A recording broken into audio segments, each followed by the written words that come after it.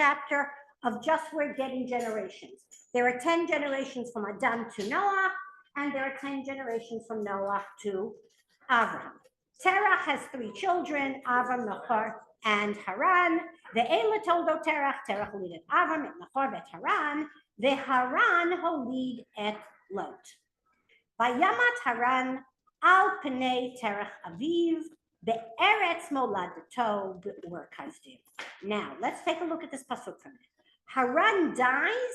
Now, according to your English translation, and we've said this a number of times here, as soon as you work with a translation, you're automatically working with an interpretation. So here, this the English translation which you have that comes from Sefaria, it says, al Pnei Terach Aviv. What does it mean literally? Al Pnei Terach Aviv. Translation means literally, word for word. On the face of his father. That's the literal translation. And of course, one says, well, how does one die on someone's face? What does that even mean? And so here the English translation is telling you that he predeceased his father, that his father witnessed his death, be'eretz moladato, in the land of his birth. Now, who is born in Ur Kasdim? Does it say that Avram is born in Ur Kasdim? Careful. Who? Haran. Okay. And this Haran is obviously born in Ur Kasdim. Where was Avraham born? Unclear. Unclear. I want everybody to notice that as well. Vayikach Avram v'Nachor lehem nashim. And Avram and Nahor marry wives. Shem Eshet Avram Sarai, v'Shem Eshet Nahor Milka, Ben Haran, Avi Milka, v'Avi Iska. Do I need to draw a family tree, or if it's not complicated? Terach has 3 sons, right? Nahor, Avram, Haran. Haran has 3 children, Lot, Yiska, Milka. Avram and Nahor marry their nieces, which was very common in antiquity. You know, they kept it all within the family. It was very common. Choices. But yes, it caused many genetic, I think, issues. But that is what was done at that point. Is another name it's the same name. Say it again. Isn't Milka? Milka comes up again. Yes, Milka comes up again. Okay. Now, Vayhi, let's just finish those. Vayhi Sarai Akara ve'en lavlad. We know that Sarah has no children. Vayikach Terach et Avram beno, vedlot ben Haran ben beno, vet Sarai kaloto eshet Avram beno, vayetzu itam me'ur kasdim, lalechet arza Canaan, vayavo ad Haran, vayeshvu sham. And now the pasuk tells us an interesting thing. Terach takes who? He takes Avraham. He takes Lot. Now why does he take Lot? Because Lot is an orphan. Okay. Grandson. It's his grandson. That's right. To make sense that he takes Lot. Who doesn't get taken? Who's missing that pasuk? Nahor. Where's Nahor?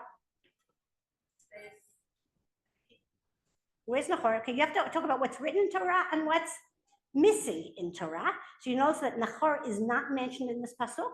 And Terach takes the family from Ur Kasdim, and I start explaining to the Ur Kasdim is down over here by Iraq, Iran. He takes them from Ur Kasdim. They planning to go to Canaan. They can't go across the desert because that's dangerous. So therefore, they first travel up to Haran. They stay in Haran. Terach stays in Haran, and Haran continues down to Eretz Canaan. Where's Haran today? Where is Haran today? Haran today is north of Israel. I guess it would be somewhere in Lebanon, and that kind of area. Haran, the person and the place. So now that's right. There's a place, Haran, and there's a man named Haran. Right. It can get confusing because also in English you write them both H-A-R-N-A. Okay, so we have to be careful not to. And also in your last picture about women who are not mentioned. Sarah and where's the wife of Haran? Okay, who is Terach's wife? Who is Haran's wife? Correct. Those women are missing, which indicates to you that the women that are mentioned are going to be significant. But because I did not want this class to become biblical women, therefore, because a lot of the mysterious personalities are women, I've decided to move in and talk about today, what do we know about Haran? Not Haran, Haran, you confuse me now, Haran. They're like walking to Canaan before God even tells them. Correct. Okay, now you're raising, The son who dies. correct, we're talking about the son who dies. Now, a whole question that I'm not going to get into today, which is very much connected to our conversation, is when God says to Abraham, Lech Lecha, is Abraham in Ur Kasdim, or is Abraham in Haran? Because the pasuk clearly says that Terah has left to go to Canaan. Why would he be going to Canaan unless God said? But if God has told him to him, why is it Terah and so you see that the whole different question. Maybe we should live and be well next year. Okay. Now, what do we know about Haran from the Pshat? Haran. We're talking about Haran. We're finished talking about Haran. What do you know about Haran from the Psukim? He has 3 children. 3 children, Lot and Milcah and Yiska. Milcah, Yiska, and Lot. Okay, what else do you know about him? He dies. He dies young. He predeceases his father. You sort of have to assume that that death is not necessarily natural. Okay, he is the brother of Abraham. He is the son of Nahor, and that's about all we know about him. But, pardon? And born, and maybe that's why, maybe he is born in Ur Kasdim as opposed to everybody else, and that's why it's mentioned. Okay, now, Haran. Now, before we get into what happened to Haran, I want you to look at source number 2, which was one of my father's, favorite Gemaras. Think about this for a minute. If indeed the family order is Avram, Nahor, Haran, what is the age difference between Abraham and Sarah? You know this, 10 years. If it's his niece, and he's 10 years older than her, and the brother is younger than him, how old was Haran when he had children? Give me a number. Sarai is the daughter of Haran. Correct. Okay, and her father is younger than Abraham, and Avram is 10 years older than Sarah. So how old is Haran when he has the child? Correct. 8. According to the Gemara, Haran is 8 years old when he has. Does everybody understand how the Gemara gets that? First, does everybody understand how the Gemara gets it? Let's do it with this. Sarai was his child, the first one. It says the pasuk, it's Avram, Nahor, and Haran. Well, maybe time. Haran has Lot, Sarah, Milcah, and Yiska. Assuming that Yiska is Sarah, Abraham marries Sarah. The age difference between Abraham and Sarah is 10 years. Okay? If Haran is Avram's younger brother, then he had to have had Sarah when he was 8. That's how the Gemara gets it. Okay. So that's what the Gemara. That's what the Gemara says in source number 2. Just let's look at it quickly. Rather, it's here that we can deduce that in earlier generations, men fathered children at the age of 8. And what's the proof that the Gemara gives? This. Okay. Having said that, you all have difficulty with that Gemara, so you're all making faces at me. So there are basically 2 different ways of dealing with what seems to be a preposterous situation. Number 1 is what somebody started saying already, and that is time was counted differently. Right, Rivka going out to the well and drawing water when she's 3 years old. I mean, we don't let children go out of the house when they're 3 years old. Okay, so that would also explain, there are many ages that seem to be that. But at the same time, let's look at source number 3 and source number 4, and we'll see two different solutions. Source number 3 tells us, Haran avi Milka, this is the Abarbanel, Haran avi Milka, velo Haran achi Avraham. What's the Abarbanel's answer? There are two men named Haran, and don't mix them up, and the Haran who's the father of Milka and Yiska is not the Haran who's the brother of Avraham. So therefore, you don't have the age problem. And he said this, by the way, last week, if you remember also, he told us that there were two different namas. It's a very easy solution. But look at source number 4. Source number 4 is the Sefer HaYashar, which is a medieval, like Legend of the Jews type of book. And there it tells us like this. Haran ben Terach avi Avraham gadol mimenu v'lakach isha b'yamim hahem. He says, just because it's written Avram, Nahor, and Haran, that doesn't necessarily mean that that's the birth order. We have other examples of this. Shem, Cham, and Yafet is also not the birth order.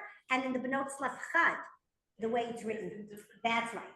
So that it's not necessarily written in age order, but it's written in significant order. So therefore, that's what the Sefer Yashar says, that in actuality, Haran is the much older brother of Avram. How old was Haran when he got married? He was 39. And then he had his first son named Lot. And then he had a daughter, and he named her, Milcah. But Tahar, top of page 2, he has another child, and he names her Sarah.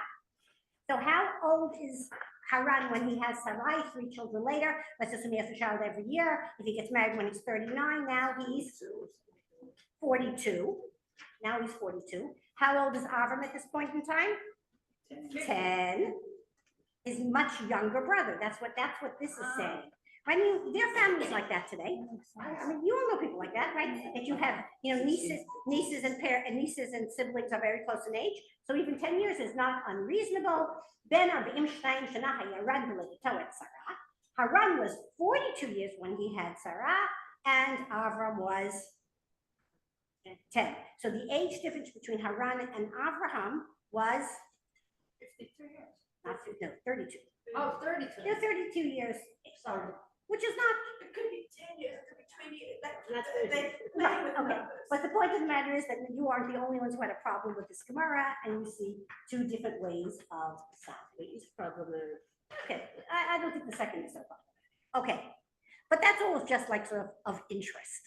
Now let's jump into what is it that happened to Haran. And I'm going to present to you 3 different versions of the same story. Version number 1, which I think is the one that most of you are familiar with, appears in source number 5, which is the Bereshit Rabbah on page 2. The Bereshit Rabbah tells us, he, Terach, took him, Avraham, and gave him over to Nimrod. Nimrod is the king in Ur Kasdim. Nimrod says to him being Avraham, let us worship fire. Avram says to him, yeah, well, if you're going to worship fire, then shouldn't you worship water, since water is able to extinguish fire? So Nimrod says to him, okay, so let's worship the water. So Avram says, well, if we're going to worship water, then shouldn't we worship the clouds, since it's the clouds that bring the water? So Nimrod says, okay, let us worship the cloud. Avram says to him, well, if we're going to worship the clouds, then shouldn't we worship the wind, since the wind scatters the clouds? Nimrod says to him, okay, who am I to argue? So let us worship the wind. So Avram says, well, if we're going to worship the wind, then shouldn't we worship humans who withstand the wind? So Nimrod said to him, you're playing with me now, you're piling words. We should bow now, let's go back to the beginning, we should bow down to none other than fire, and I shall cast you in it, and let your God to whom you bow come and save you. Right, that's a story I think that many of you are familiar with. Haran, Avram's brother, was standing there, and he says to himself, what shall I do? If Avram wins, I shall say, I am of Avram's followers. If Nimrod wins, I shall say, I'm of Nimrod's followers. In other words, what is Haran doing? He's what we call hedging his bets, which is, by the way, not unreasonable, right? Haran is sort of doing the smart approach here. When Avram went into the furnace and survived, Haran was asked, "Whose followers are you?" And he says, "I am of Avram's follower." So they took him and they threw him into the furnace. His innards were burned and he died, and he predeceased Terah, his father. This is the meaning of the verse, and Haran died in the lifetime of his father. Take it even a step further. The Gemara is telling us here, not only did he die during the lifetime of his father, but if you follow this approach, because of Yafet, he has died because of his father. How is Terah, one second, how is Terah responsible for Haran's death? Because he was the one who brought Haran to the authorities, which is a question I think that is a very modern sort of question. Like, at what point does somebody turn to social services, perhaps, and say to them, my son is a danger? You know, somebody has to. That the story is, was he a danger? So was he a danger? What did he give him to him? So why does he give him to Nimrod? What does that tell you? Okay, it's an excellent question. What does that tell you about the society that Abraham is living in? It is an immoral society. It's an immoral society to the point of, if you come along and you challenge the accepted theory, then you are viewed as a real danger to society, because otherwise, why else would a father turn over a child to? Why is Nahor? I'll get that. Remind me. Come back to me in a minute. Where's Nahor in the story? Where's the mom? Where's the mom? So first of all, we happen to know. Let me just throw this out to you. We happen to know the mom's name. The mom, Avram's mother's name appears in the Gemara. Her name is Amasloi. Amasloi. That is her name as it appears. Amasloi. That is the. By the way, interestingly, Haman's mother has the same name, but that's besides the point. Okay, let's take a look in Rashi in source number 6, because I think the Rashi is what you're familiar with. Rashi gives us two explanations. Now, when Rashi gives you two explanations, the reason Rashi gives two explanations is because he's not happy with either one. So the first answer he gives you is Al Panei Terach Aviv. What's remember, so Rashi never says something unless it's bothering him. What's bothering Rashi here? How does somebody die on somebody else's face? And he says, meaning during his lifetime. His first explanation is what we would call the pshat, that it means that he died during his lifetime. Why isn't Rashi satisfied with that answer?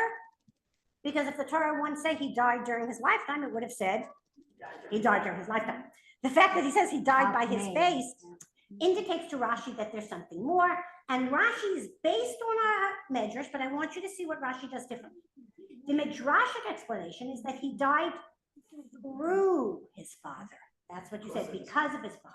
For Terah accused his son Abraham before Nimrod of having smashed his idols to pieces, and he cast him in the fiery furnace. And I'm going to show that to you in a minute. Haran waited and said to himself, if Avram proves triumphant, I'll be on his side. If Nimrod wins, I'll be on his side.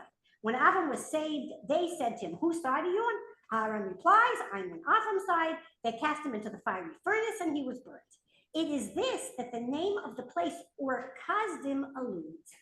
So here, what Rashi has basically told us a number of new information. First of all, that's information about Avram breaking the idols. We didn't see that in the Midrash, and I'm going to show it to you in a minute. That's the first thing. The second thing is he tells us, even in antiquity, by the way, and you can go to various museums, and you can see all kinds of antiquities that comes from a city called Ur. U-R. That's the name of the city. But here, what's the Torah calling the city? Or Kazdim. What is Or Kazdim?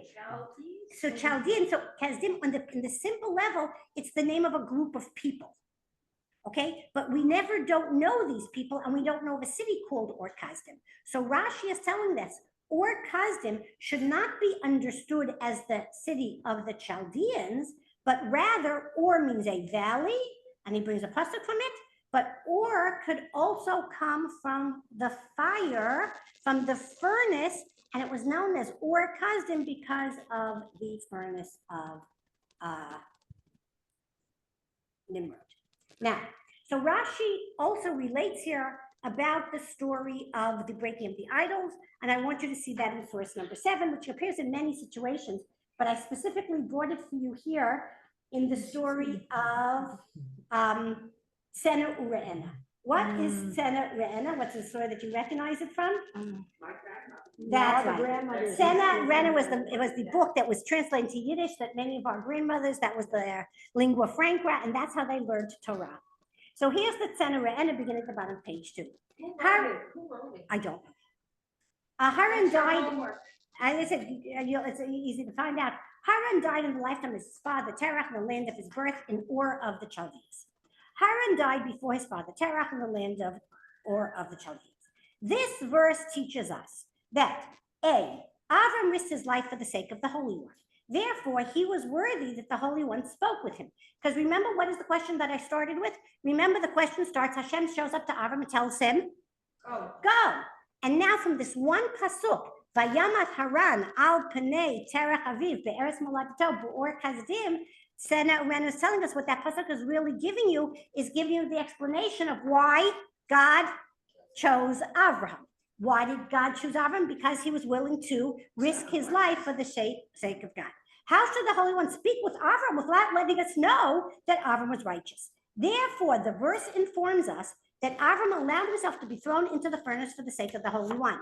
His father Terach, and here's the story you know, sold images and false gods, and Avram was standing there one day when someone came in to buy a false god, which is a fascinating idea that, you go to the store and you buy a god. Avram asked him, Avram says to the man, how old are you? He responds, 50 or 60 years old. He says, you're 60 years old and you want to bow down to something that's a day old? He became embarrassed and left the shade. Once a woman came in and brought a bowl of fine flour. She said to Avram, take this flour as a sacrifice for the images. Avram took the bowl of the fine flour and placed it before the images. He took a big stick and broke all the images except for the one statue that he left standing. He put the big stick in its hands. Terach came and said to Avram, who did this? Avram said, a woman brought fine flour as an offering. The images fought with each other and each one wanted to eat first. The biggest statue took a stick and broke them all. Terach said, do they have intellect or do they have life? Avram said, if they have no intellect, then why should we worship them? Terach, his father, took him and put him in the hands of Nimrod. Nimrod said to Avram, do you want to bow down to the fire? If you want, it's good. If you do not want, I'll throw you into the fire. Haran was standing nearby, did not know who to follow, Avram or Nimrod. He thought to himself, I'll see if Avram gets out, and then I'll worship Avram's God, etc., etc. Now, the next question, one second, that the Sena Ure'ena gives, and we're going to see a number of explanations for that, is if God did a miracle to save Abraham, why doesn't he doesn't do that for Haran? Why doesn't Haran get the same miracle? So when Avram came out whole from the fire, they asked Avram's brother, who do you worship? He says, I worship that which Avram worships. They threw him in the fire and his organs collapsed and he died. An angel came, took him out and threw him before Terach, his father. This is what it means. And Haran died in the lifetime of his father. That is to say, he lay dead before his father because his father caused his death. Had his father Terach not accused Abraham, then he would never have been thrown into the fire. From here we learn that a person should not rely on miracles, but he should think that he should give his body to God. He should not hope that God would do a miracle for him, since whoever relies on miracles does not give his body clearly to God. And that is why God does not do a miracle for him. So according to the Sena Ure'ena, why doesn't Haran get a miracle? Because Haran says he believes in Avram only because he expected to be saved. Okay? And that was the idea, and that's what we learned. You should not rely on miracles. 1 second. There was a question here, yes. One second, go ahead. Why was Haran questioned to begin with? Okay, so, How was he even involved in this, and where's Noah? Why is it? okay, so many of you were asking about the Nahor, so let me just throw this about. Remember when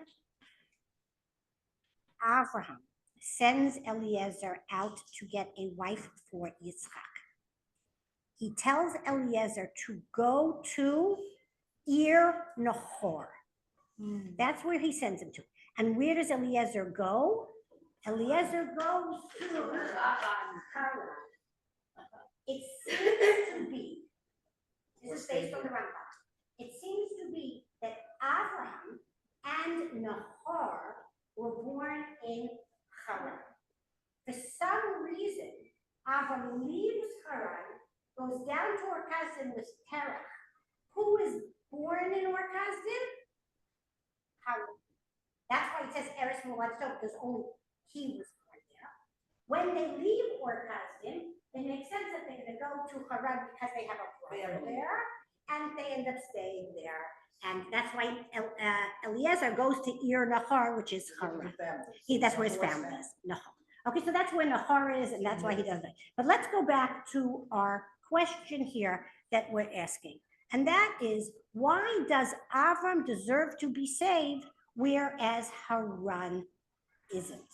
So, okay, so let's talk about it. Why are they asking Haran? Who cares what Haran thinks? He wasn't involved in what Abraham did.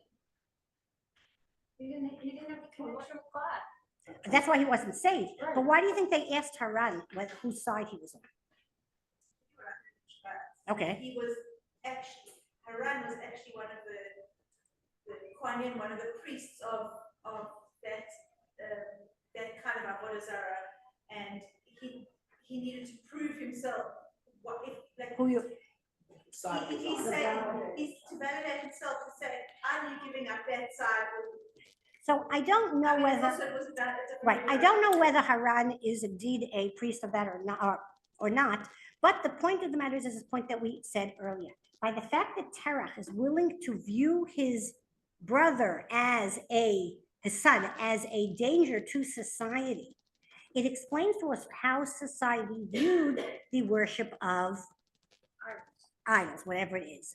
And so that Haran almost makes it sound like he's like an innocent bystander, perhaps. But he might be influenced by his brother Abraham. So we're gonna get, okay, so let's get to that as well.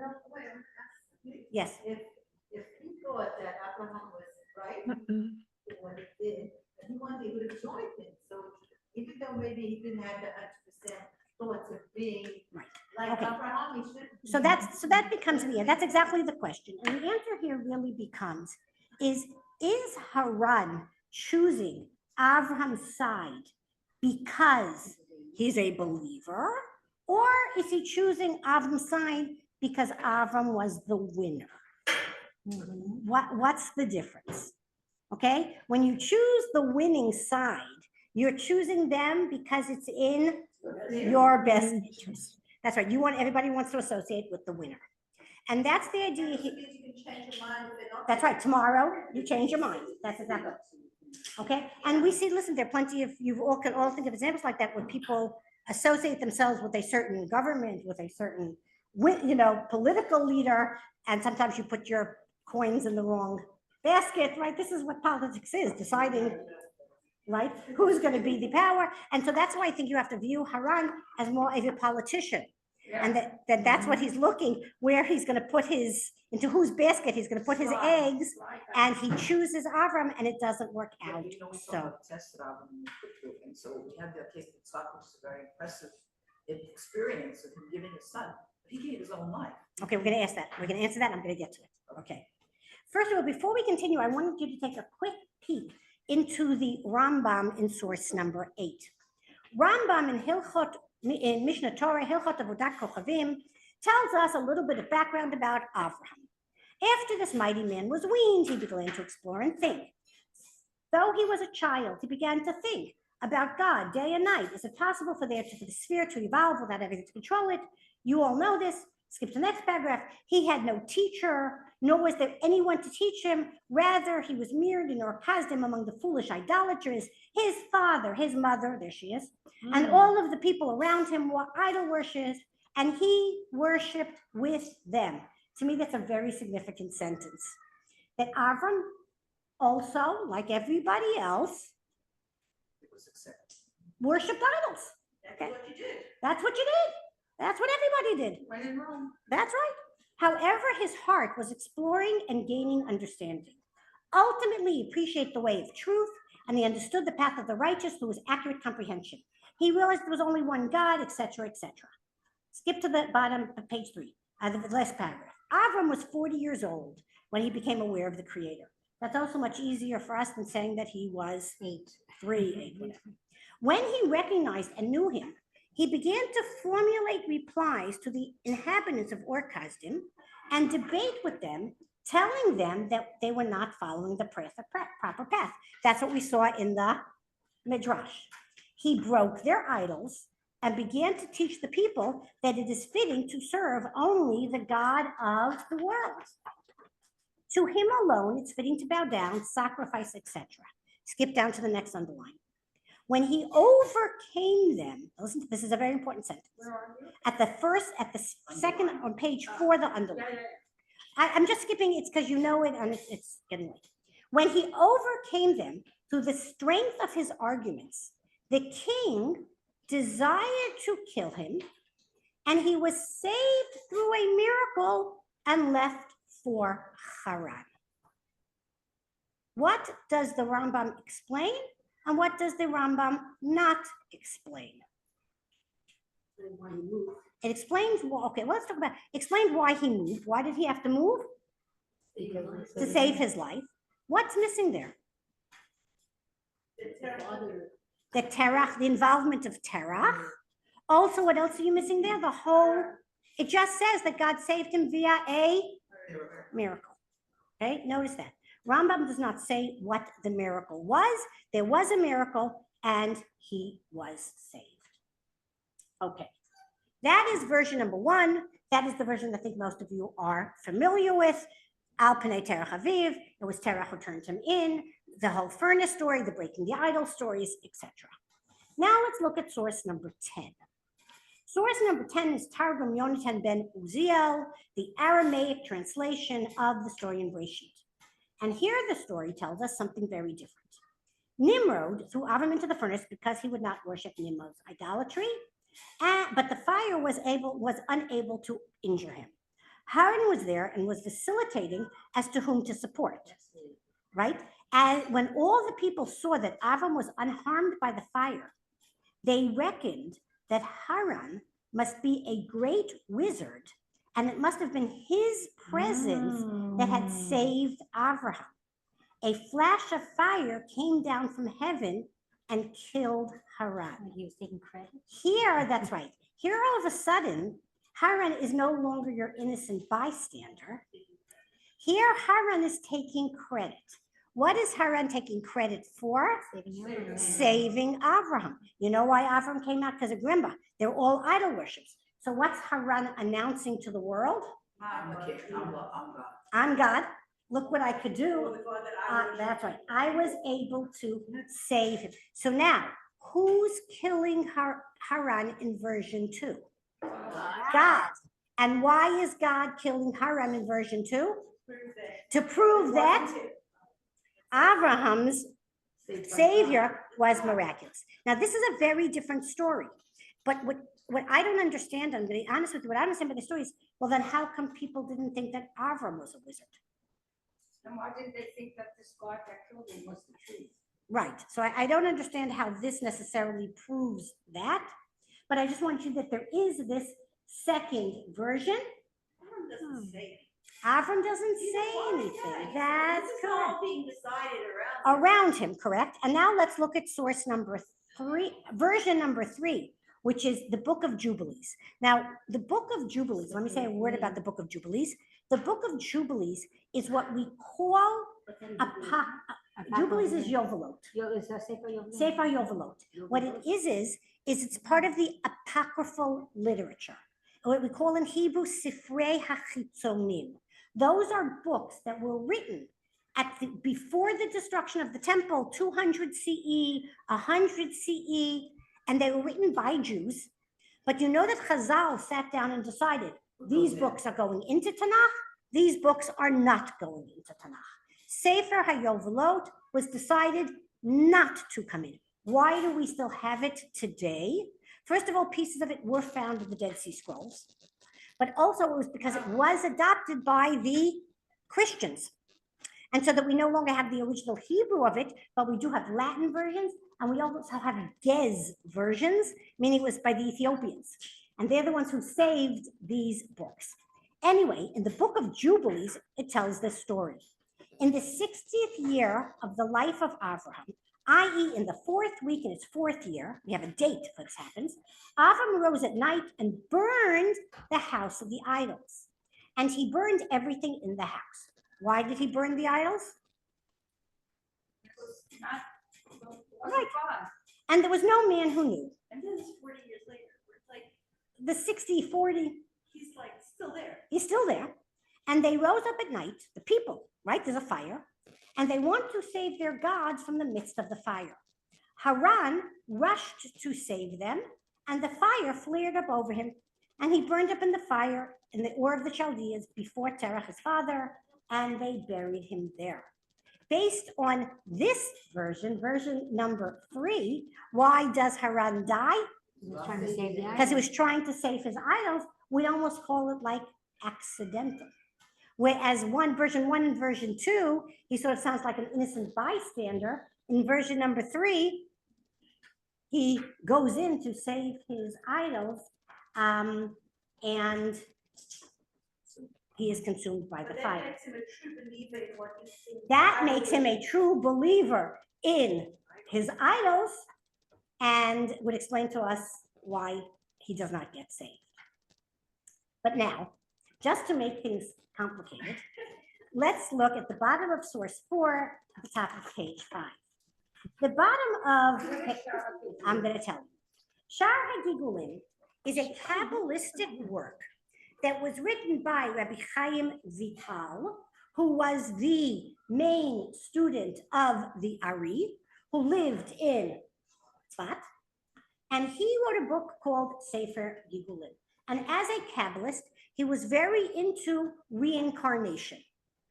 Okay, and he had the ability to identify whose soul was reincarnated into who. So he tells you, the hatov shebehevel nitgalgel b'shet. Okay, first of all, you know Hevel died, but his soul was reincarnated into Shet. The hara, the enosh beno, and the evil part of the soul came into enosh. Ulachen avad avodah zarah. Aval haran nitgalel be'aharon. Haran, this soul of Aharon, reincarnated into Aharon. And you should see that it's not Sefer Gigulim. It is a well-known idea. We also have it in the Yalkut Ruveni, which is another Kabbalistic work. He also tells you, and look what he explains, Da ki Aaron Gilgal Haran. He says, no, that Aharon is a reincarnation of Haran. Lefisha who made tchila al panei terach aviv, gam banav nadav and avihu metu al panei Aaron Also achiyah. by fire. Very good. There is a pasuk when it talks about Nadav and Avihu dying. There too, it uses the term that they died al panei terach aviyah. So the Yalkut Ruveni makes that connection. He died before his father. He died before his father. Both of them die via some sort of strange fire, and he connects them. And also, look at the two names. Look at Haran, and then you have Aaron. What do you have? You have the same name. You have the same name showing up there. And so therefore the Maharal explains. He says, if you look at the name Haran, you look at the Hey. Hey is 5. 5 is the midpoint between 1 and 10. If you look at Resh, Resh is the midpoint between the last 4 Hebrew letters. Kuf, Resh, and Taf. Kuf is 100. Taf is 400. So 200 is right in the middle. Nun. Nun is the middle letter between 1 and 500. So Haran's name, according to the Maharal, stands for somebody who stands in the middle. Very middle. I'm going to see who succeeds. I'm going to look to the right. I'm going to look to the left. And I'll stay, in my path. That doesn't work out so well. What does Aharon have differently that is, remember, because when you're reincarnated, the idea is that you have to fix that. So what does Aharon have that Haran doesn't have? The Aleph. What does the Aleph stand for? The Aleph stands for HaKadosh Baruch Hu. That it's okay to take the middle path, but you always have to remember that, that's right, you have to be on the side of God, and that's how Aharon comes to save, so to speak, or I don't know what the word, tikkun for the soul of Haran. So now, before we go any further, how do we judge Haran? Do we look at him as a bad guy, or do we look at him as a good guy?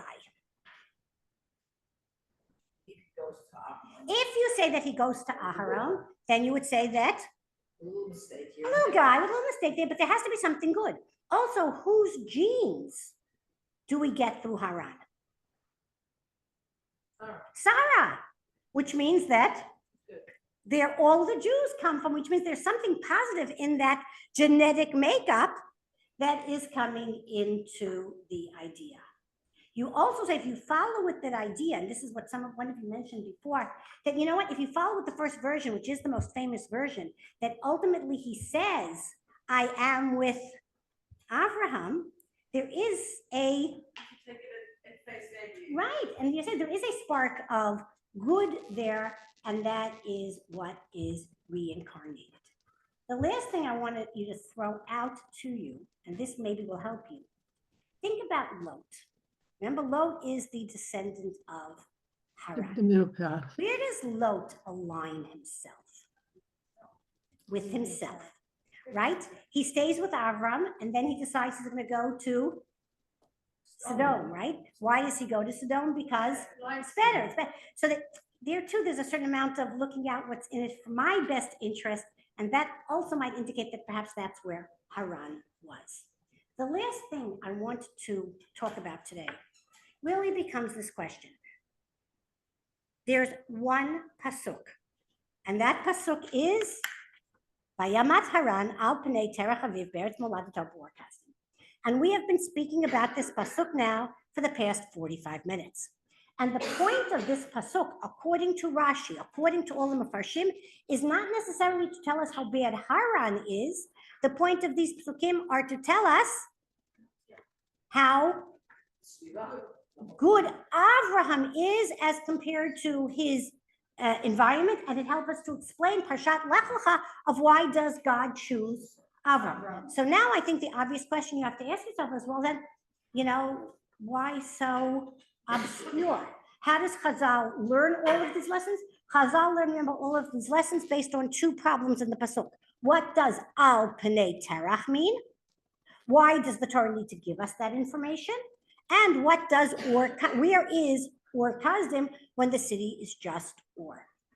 Now, look at source 15 for a minute. Source 15 is the Rambam on Pirkei Avot. In the Rambam on Pirkei Avot, the Rambam, as you mentioned earlier, lists the 10 tests of Avram. How do we know that Avram has 10 tests? Because that's what it says in Pirkei Avot. That Hashem tested Avraham 10 times. Now, the 10 tests which Rambam lists the 10 tests of Avraham. The 10 tests with Avraham, our father, was tested in the words of the scripture. The first is his immigration, meaning what's the first test? Lech Lecha. What's the second test? That he gets to Canaan and there's a famine. The third test is that the Egyptians take Sarah. The fourth is the war of the 4 kings and the 5 kings. The fifth is having to take Hagar. The sixth is Brit Milah. The seventh is Avimelech taking Sarah. The eighth is kicking out Hagar. The ninth is kicking out Ishmael. And the 10th is the Akedah. What is missing in Rambam's list? This story, okay? The story of Kivshan Ha'esh does not appear on Rambam's list. And as I showed you earlier, Rambam just mentioned that there was a miracle, unspecified. Why do you think the Rambam leaves? This is a miraculous, as you said, maybe even greater than the Akedah. Why is there no direct mention of this test in the Psukim? They were all miracles. That's right, and they're all mentioned. Why isn't this one mentioned? That becomes a very significant question. Well, where does it happen? Where does it happen? Do you think that matters? Interesting. Look at the Ibn Ezra in source 14. The Ibn Ezra in source 14 says, V'tam al panei lifnei aviv shemet v'aviv ra'uhu. Right, that's the pshat that we've seen. What does it mean to die in your face? Is that her father saw it. And he brings that pasuk about Aharon. But then he says, B'ur kazdim. Ur kazdim is the bik'ah, is the valley. Kamo al kain bu'urim, just like we saw that earlier, the pasuk in Yeshayahu. Now watch what he says. V'kadmonenu, which means our earlier forefathers, Chazal, Amru sheshlich Avraham Avinu b'kivshan ha'esh. In other words, we have a Mesorah that Avram was thrown into the furnace. V'lo nizkar ze b'katuv, but there is no mention of it. Ve'im hi kabbalah nikabel kedivrei Torah.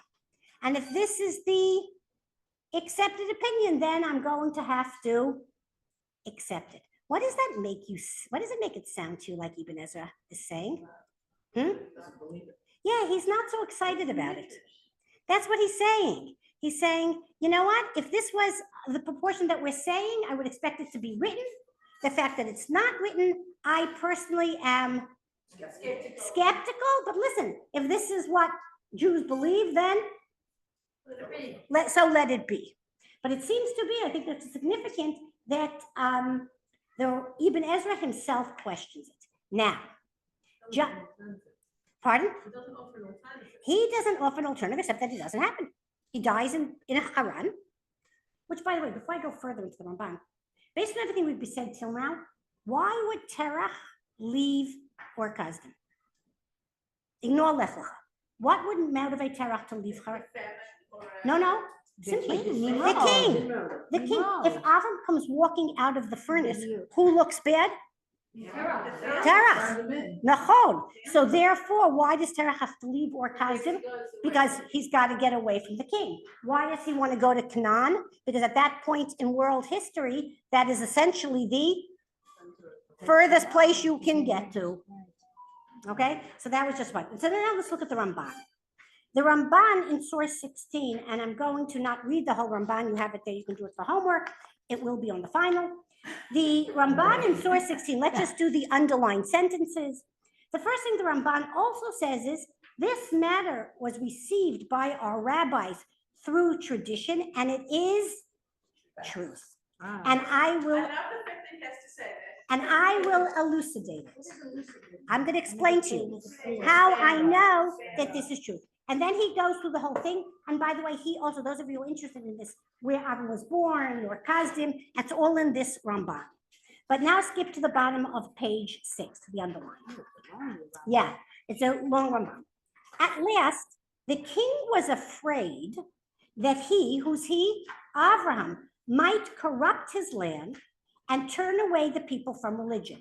And what would happen if the people turned their way from religion? Remember, the king himself was the God. So if they turn away from that, then it loses his power. So he expelled him to the far land of Canaan after confiscating all his wealth. That's a new story also. Thus, in any case, it was in this place, the land of Chaldea, that a miracle, or more exactly, a hidden miracle, was done to our father Abraham. For God put it into the heart of the king to save him and not kill him. And so he released him from prison to go where he desires. It may be that it was an overt miracle, i.e. that the king threw him into the furnace, and he was saved, as our rabbis have stated. What has the Ramban basically just said to us? It's the king who saved him, not Well, the king, God put it in the heart of the king to come out. What the Ramban is basically saying to you is an open miracle, hidden miracle. They really are one and the same. It doesn't matter whether he actually came walking out of the fiery furnace or the Released from prison and sent or he was released to prison and sent on the way. Either way, both of them are the Yad Hashem, who is controlling everything that happens in the world. And that's what the Ramban wants you to see. The Ramban wants you to learn to look at the fact that you woke up this morning. That is also a miracle and should be recognized as such. And now turn to page 7. Continuing in the Ramban. Let not Rabbi Avram Ibn Ezra mislead you.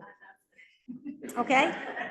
Very clearly, he knew the Ibn Ezra, and he says, don't let the Ibn Ezra mislead you with the question, saying that scripture has not narrated this wonder. He still has to explain to us why it's not talked about. Why? Okay, miracle, hidden miracle, I don't care, but say, miracle.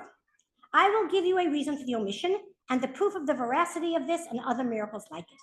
These people, however, did not mention it in their books because they differed with Avram's opinion, and they thought his miracle was a deed of sorcery, like we saw. And just as the case with our teacher Moshe in his confrontation with the Egyptians at the beginning of the deeds.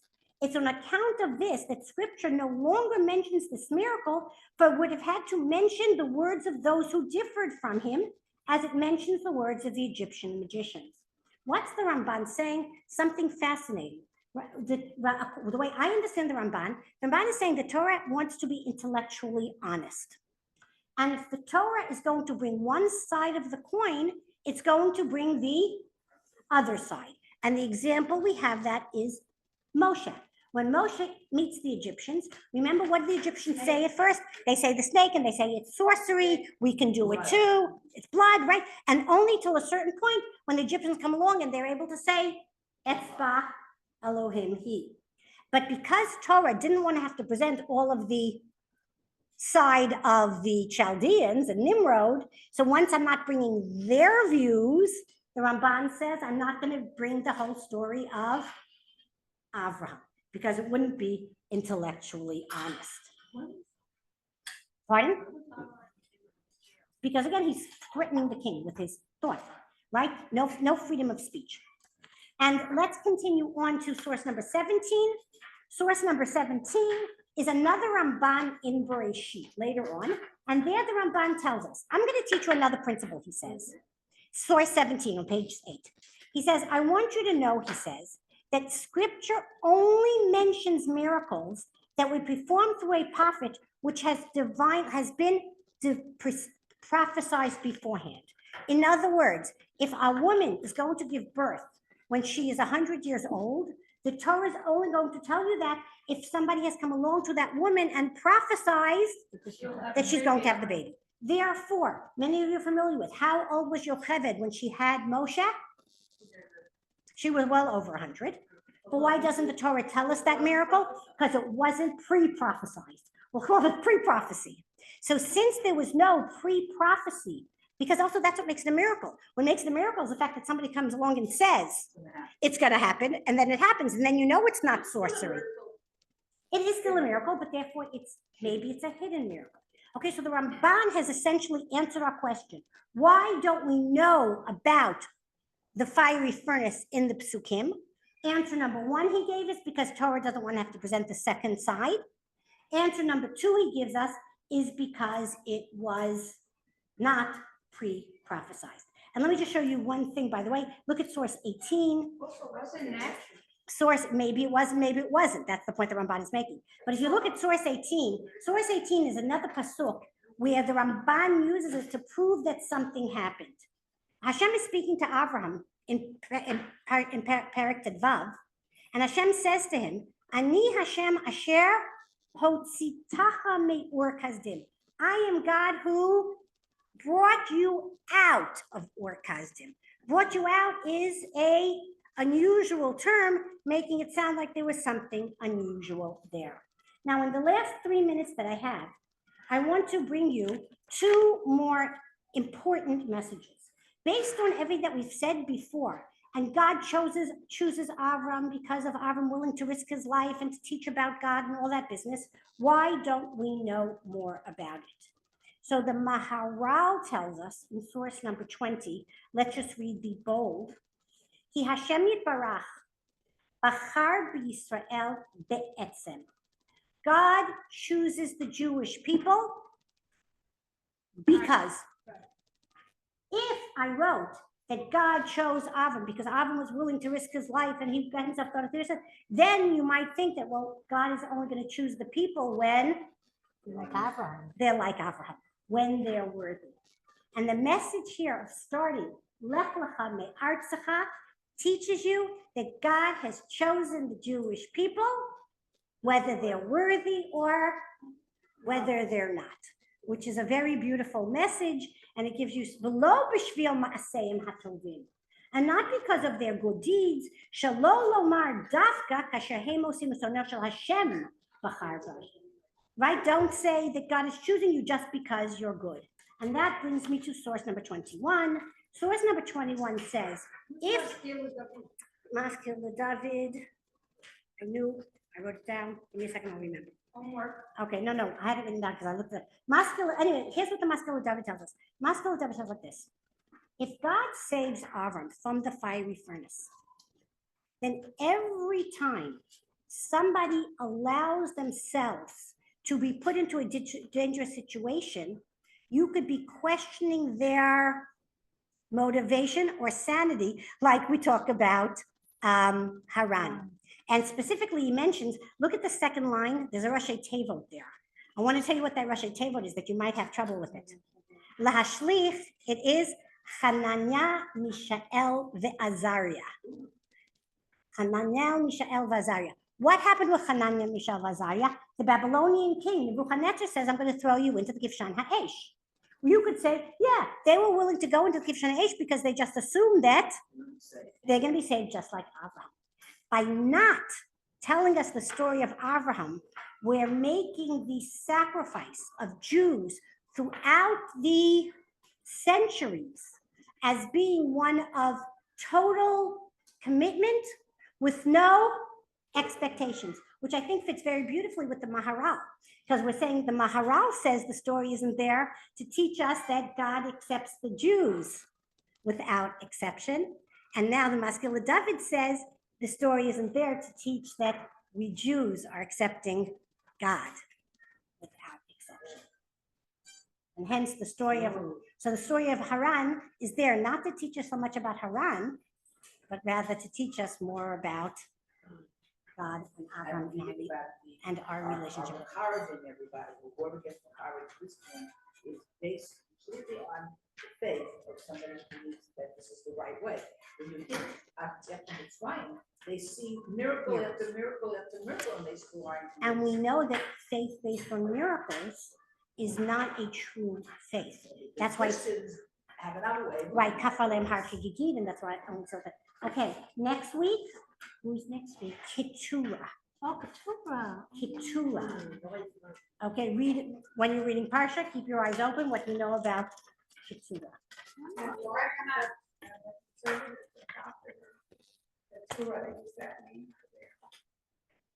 Okay, we'll talk about what the name signifies, who she is. One of those on the board. Oh. And does it exist today? The name on the map? Or does. Yes.